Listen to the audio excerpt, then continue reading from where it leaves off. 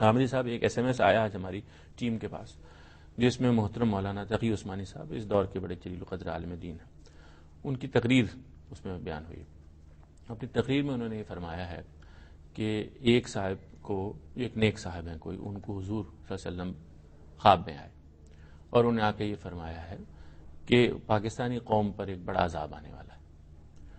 اور یہ میں رپورٹ کر رہا ہوں، ہو سکتا ہے کہ میرے الفاظ بالکل ویسے نہ ہوں، لیکن جیسے میں نے مفہوم سمجھا میں بیان کر رہا ہوں کہ یہ عذاب آنے والا ہے اور یہ ٹل سکتا ہے اگر فلانی سورہ، غالباً سورہ شمس تھی، اس کو 70,000 مرتبہ پڑھا جائے اور آیت کریمہ کا ورد کیا جائے، کہ اس کی بھی کوئی تعداد وہاں بیان ہوئی۔ میرا سوال آپ سے اس پہلو سے ہے کہ کیا اللہ تعالیٰ کی طرف سے یہ کوئی ذریعہ ہے؟ نبی کریم صلی اللہ علیہ وسلم آتے ہیں خواب میں اور کوئی بات بیان کرتے ہیں، اور کیا قوموں پر عذاب اس طرح ٹل جایا کرتے ہیں؟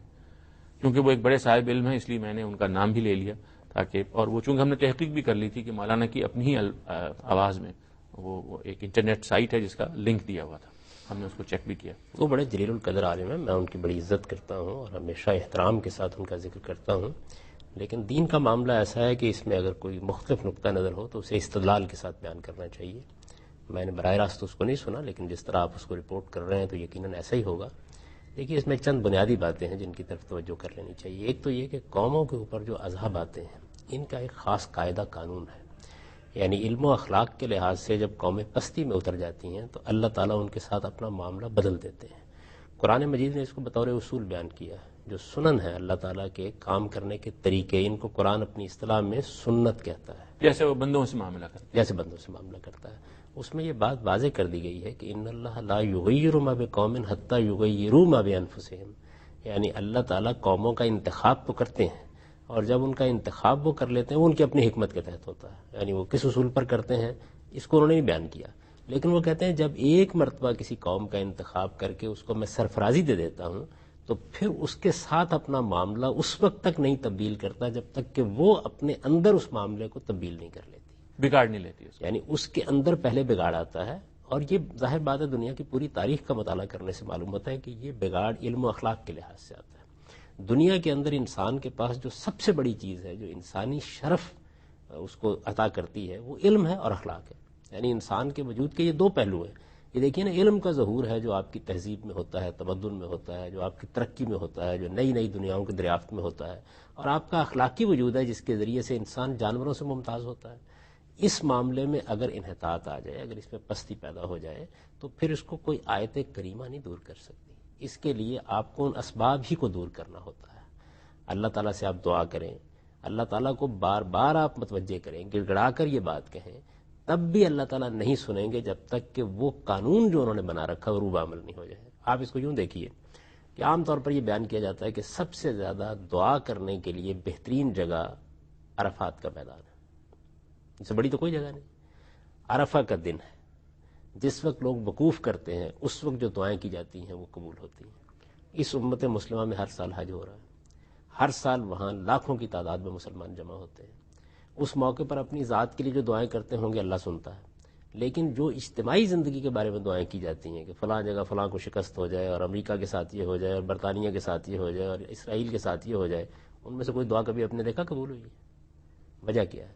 وجہ یہ ہے کہ خواہ آپ سب مل کے دعا کریں، خواہ عرفہ کے دن دعا کریں، اللہ کا جو قانون ہے اس کے مطابق جب تک معاملات نہیں ہو جائیں گے اللہ تعالیٰ اپنا معاملہ نہیں بدلے گا۔ اس کی کچھ وضاحت فرمائیں، یعنی ان کو پھر کیا کرنا چاہیے تاکہ اللہ تعالیٰ پھر ان کی بات سنے؟ اصل سبب کو دور کرنا چاہیے۔ یہ بالکل ایسے ہی ہے کہ جس طریقے سے اگر آپ نے کوئی گناہ کیا ہے، کسی جرم کا ارتکاب کیا ہے، تو آپ اس کی تلافی کر سکتے ہیں تو پہلے آپ کو تلافی کرنی چاہیے نا۔ توبہ بعد میں ہوگی؟ توبہ تو بعد میں ہوگی۔ توبہ تو چند الفاظ ہیں جو آپ نے اپنی زبان سے نکال دی ہے، پہلے تو آپ تلافی کیجئے اس بات کی۔ تو امت مسلمہ پر جو اس وقت زوال آیا ہے یا پاکستان میں اس وقت جو حالات ہیں، میرا سوال یہ ہے کہ کیا اس کے پیچھے ہماری کسی غلطی کو دخل نہیں ہے؟ کیا ہم ان غلطیوں کا اعتراف کرنے کے لیے تیار ہیں؟ کیا ان غلطیوں سے رجوع کرنے کے لیے تیار ہیں؟ کیا نئے عزم کے ساتھ ہم اس اعتراف کو اب ایک ایسی حقیقت میں بدلنے کے لیے تیار ہیں کہ جو ہمارے مستقبل کی نوید بن جائے؟ اگر یہ سب آپ نے نہیں کیا ہے تو آپ بے شک سورہ شمس یا کوئی اور سورہ سارا دن پڑھیں، آپ پورے کے پورے قرآن مجید کی تلاوت کریں، آپ کوئی اور کام کر لیں، یہ اللہ کے قانون کے خلاف ہے، یعنی اللہ تعالیٰ کے ہاں جو انہوں نے خود بیان فرمایا۔ خود بیان فرمایا۔ اللہ تعالیٰ کا قانون یہ ہے، جتنے بیان کیا نا اس کو، ان اللہ لا یغیر ما بقوم حتی یغیروا ما بانفسہم، یعنی یہ واضح کر دیا کہ باہر کوئی تبدیل نہیں آنی. ہمارے ہاں مسلمان جب غور کرتے ہیں تو وہ یہ کہتے ہیں امریکہ یہ کر رہا ہے، فلاں جگہ سازش ہو رہی ہے، فلاں جگہ یہ معاملہ ہو رہا ہے، یہ تو اصل میں سارے مصائب فلاں کے لائے ہوئے ہیں. قرآن مجید اس کے بالکل برخلاف یہ کہتا ہے کہ یہ مصیبت تمہاری اپنی لائی ہوئی ہے. آپ اپنے اندر تبدیلی پیدا کرو. جس وقت تم اپنے اندر تبدیلی پیدا کرو گے تو اللہ کی مدد تمہاری پشت پر آ جائے گی. اس کے بعد سازشیں بھی ناکام ہو جائیں گی، دشمنوں کے منصوبے بھی ناکام ہو جائیں گے، کیونکہ تم نے اپنے ہاں وہ تبدیلی کر لی ہے. اللہ اپنا معاملہ تمہارے ساتھ بدل لے گا. تو یہ فرمایا کہ جب تک اندر تمہارے کوئی بگاڑ نہیں پیدا ہوتا اللہ اپنا معاملہ نہیں بدلتا. اللہ کا ہاتھ پشت پر رہتا ہے قوموں کی. کیا اس وقت اللہ کا ہاتھ ہماری پشت پر ہے؟ ہم نے علم و اخلاق کے لحاظ سے اپنی قوم کی تعمیر کے لیے کوئی کام کیا ہے؟ ہماری مذہبی جماعتوں نے، ہمارے دانشوروں نے، ہمارے علماء نے کیا فی الواقع اس قوم کی علمی، فکری اور اخلاقی تعمیر کے لیے اپنی زندگی لگائی ہوئی ہے؟ ایسا نہیں ہے. جب ایسا نہیں ہے تو جس اخلاقی پستی میں ہم اس وقت گر چکے ہیں اور علم کے لحاظ سے دنیا سے جتنے پیچھے رہ چکے ہیں، اس کے بعد تو جو اقدام ہم کریں گے الٹا پڑے گا.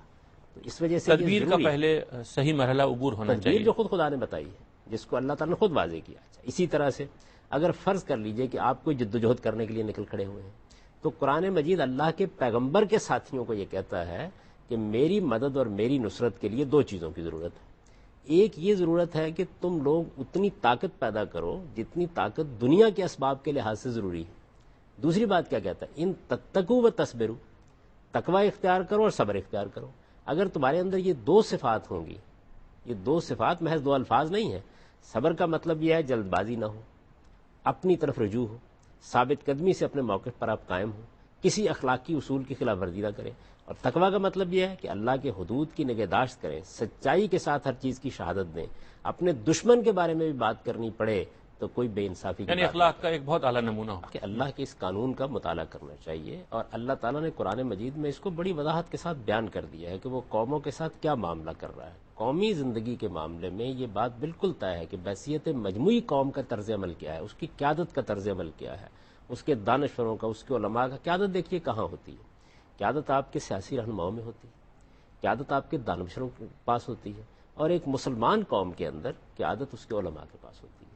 یعنی دانشور، علماء اور سیاسی زعماء، یہ تینوں جو ہیں یہ آپ کے ہاں اللہ تعالیٰ کے فیصلوں کی بنیاد بن جاتے ہیں. اگر ان کے اندر اپنی غلطیوں کا اعتراف ہے، انہوں نے رجوع کر لیا ہے، یہ صحیح جگہ پر کھڑے ہو گئے ہیں، یہ قوم کو ٹھیک میسج دے رہے ہیں، تو پھر اللہ تعالیٰ بھی اپنا معاملہ تبدیل کر لیں گے.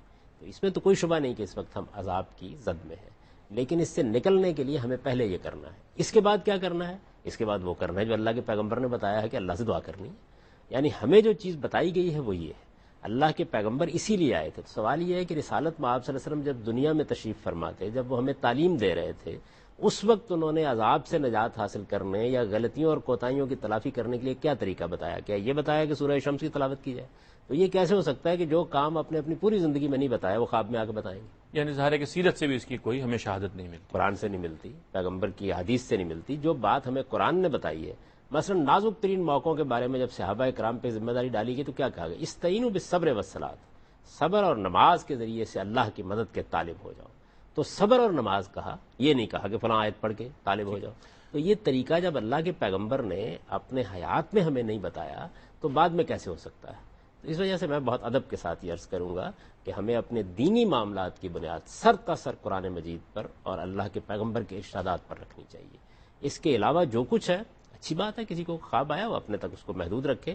امت مسلمہ کے لیے اللہ کا بتایا ہوا طریقہ یہ